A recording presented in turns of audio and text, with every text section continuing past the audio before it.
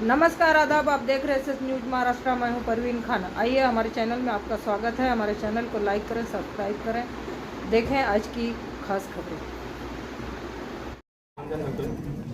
राजमाता जिजाऊ, क्रांतीसूर्य ज्योतिबा फुले, क्रांतीज्योती सावित्रीबाई फुले यांचं स्मरण करतो आणि आज उपस्थित असलेले सर्व पत्रकार यांना पत्रकार दिनाच्या शुभेच्छा देतो। खरं म्हणजे 6 तारखेला आचार्य बाळशास्त्री जांभेकर यांचा जन्मदिवस म्हणून पत्रकार दिन साजरा केला जातो। या पत्रकार दिनाच्या दिवशी आपल्या पत्रकारांच्या अनेक संघटना संस्था यांच्या मार्फत हा पत्रकार दिन साजरा केला जातो। त्याच्यामुळे प्रत्येक ठिकाणी उपस्थित राहावं लागतं सगळ्यांना। हे बघूनच आणि स्वराज्य तोरणचे संस्थापक आणि संपादक तसेच स्वराज्य तोरण ट्रस्टचे अध्यक्ष सन्माननीय किशोर बलिराम पाटील साहेब यांनी आजचा पत्रकार दिनाचा कार्यक्रम इथे साजरा करायला घेतलाय आणि त्या निमित्त सर्व पत्रकारांना भेटवस्तू वाटपाचा कार्यक्रम ठेवलेला आहे। आजच्या दिवसाचं औचित्य म्हणजे पत्रकार आचार्य बाळशास्त्री जांभेकर यांचं कार्य हे सर्व पत्रकारांना अवगत आहेच। त्यांनी अतिशय कमी त्यांना जीवन लाभलं, पण त्या अतिशय कमी आयुष्यामध्ये त्यांनी चांगलं कार्य केलं। समाजामध्ये जे चांगलं कार्य करतात त्यांचा आदर्श त्याच्या पुढे येणाऱ्या पिढीसमोर आदर्श ठेवायचा असतो आणि तो आपण पत्रकार ठेवतोय। परंतु त्यांचा आदर्श सर्व पत्रकारांनी पालन करावा अशी मी अपेक्षा करतोय। आताच एक पत्रकार बंधू त्यांनी चांगल्या कल्पना मांडल्या।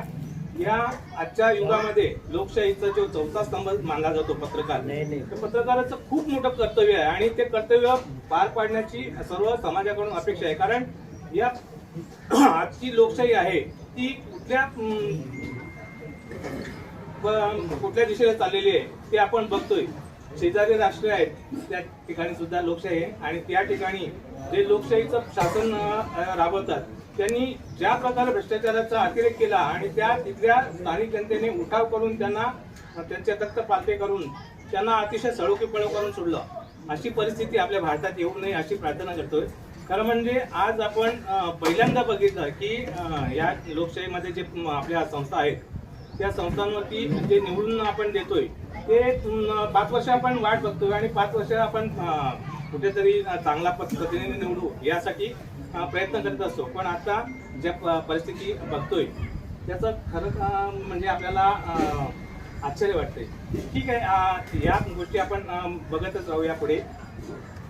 आज जो पत्रकार दिनाचा कार्यक्रम साजरा करण्यासाठी जे पुढाकार घेतलाय डॉक्टर किशोर बलिराम पाटील यांच्याबद्दल बोलायचं तर ते पत्रकार म्हणून अतिशय चांगले कामकाज करतात। या भिवंडी तालुक्यातच नाही तर त्यांचं कामकाज रायगड जिल्हा, पालघर जिल्हा आणि त्याच्याही पुढे आदिवासी जिल्हे आहेत धुळे, नंदुरबार या ठिकाणी सुद्धा पत्रकार आहेत। त्यांच्याशी संपर्क साधून मी बघतो त्यांच्या जोडीला जे समाजसेवेचं कामकाज करतो त्यावेळी सतत त्यांना फोन चालू असतात आणि त्यांचे संपर्क सगळ्या जिल्ह्यामधल्या पत्रकारांशी चालू असतात।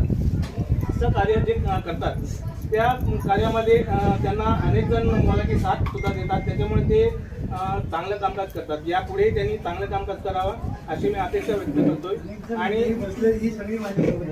सगळे त्यांना साथ देतात म्हणून ते चांगलं कामकाज करतात हे म्हणणं उचित झालंय, बरोबर। आणि आता ते बऱ्याच पत्रकारांनी सांगितलं की भिवंडी तालुक्यात अनेक पत्रकार संघ आहेत, पण सगळ्यांना एकत्र आणण्याचं कामकाज ते प्रयत्न मी बघतोय त्यांच्या बोलण्यातून ते सतत त्यांच्या मनात असं आहे की सगळ्या पत्रकारांना एक आणण्याची माझी इच्छा आहे आणि कुठेतरी एक क्षेत्राखाली सगळे पत्रकार यावे हा माझा मानस आहे आणि त्या दृष्टीने ते प्रयत्न करतात। आज मला ही उपस्थिती बघून आनंद झाला आणि त्यांना सुद्धा खरोखर खूप आनंद झालेला आहे। यापुढे अशीच पत्रकारांची एक टिकून राहावी आणि यापुढे असेच उपक्रम त्यांच्या हातून होत आणि यापुढे त्यांना महाराष्ट्र शासनातर्फे तर त्यांना अनेक संविधानावरती सुद्धा सदस्यत्व दिलेले आहे आणि यापुढे त्यांना एक चांगला पुरस्कार सुद्धा मिळेल अशी अपेक्षा करतो आणि आजचा माझा 2 शब्द संपवतो। जय हिंद, जय मराठी पत्रकार दिवस के मौके पर भिवंडी के अखबारी नुमाइंदों और इलेक्ट्रॉनिक मीडिया के रिपोर्टरों के एजाज़ में मुनक़्क़दा ये खूबसूरत प्रोग्राम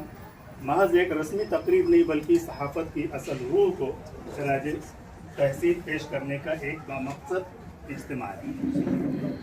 सहाफत किसी एक अखबार, एक चैनल या एक जुबान की जागीर नहीं, बल्कि एक कौमी जिम्मेदारी है।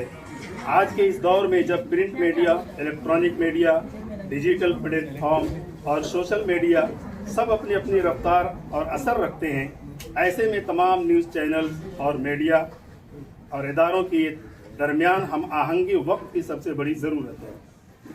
मुकाबला ज़रूर हो मगर तसादुम नहीं, इख्तलाफ हो मगर इफ्तराक नहीं, यही सहाफ़त की असल ताकत है। यह हकीकत है कि हर मीडियम की अपनी हुदूद, अपनी रफ्तार और अपना मिजाज है।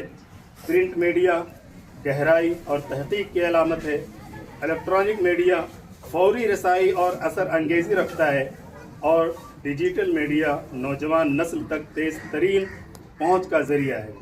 मगर मकसद सबका एक ही होना चाहिए, सच की तलाश, आवाम की आवाज़ और मुल्क की सालमियत। इस मौके पर तमाम सहाफ़ी बरादरी के लिए एक मुखलिसाना नसीहत ये है, खबर को खबर रहने दें, सनसनी न बनाएं, हक़ाइक़ को मजबूत करें, अफवाहों को नहीं। और सबसे बढ़कर ये कि कलम, कैमरा और माइक को अपनी ज़ाती अना या वक्ती फ़ायदे का ज़रिया नहीं बल्कि कौम की अमानत समझें। आज जब मुल्क मुख्तलिफ चैलेंजेस से गुजर रहा है तो सहाफ़ियों पर यह जिम्मेदारी और भी बढ़ जाती है कि वो मजहब, ज़ुबान, इलाका और पार्टी और सियासत से ऊपर उठकर कौमी एकजहती, भाईचारा और समाजी हम आहंगी को फ़रोग़ दें। डॉक्टर किशोर पाटिल और दैनिक स्वराज तोरन की ये पहल इस बात का सबूत है कि अगर नीयत साफ हो तो सहाफ़त समाज को जोड़ने का सबसे मजबूत पुल बन सकती है। ऐसे प्रोग्राम न सिर्फ सहाफ़ियों की हौसला अफजाई करते हैं बल्कि उन्हें उनके असल फ़र्ज़, आवाम, सच और मुल्क की याद दहानी भी कराते हैं। आखिर में मैं यही दुआ करूँगा और आपको ये मैसेज दे करके अपनी सीट पर बैठूँगा कि कलम सच लिखे, कैमरा सच दिखाए और माइक सच बोले, ताकि सहाफ़त वाकई जमहूरियत का सुकून बनी रहे।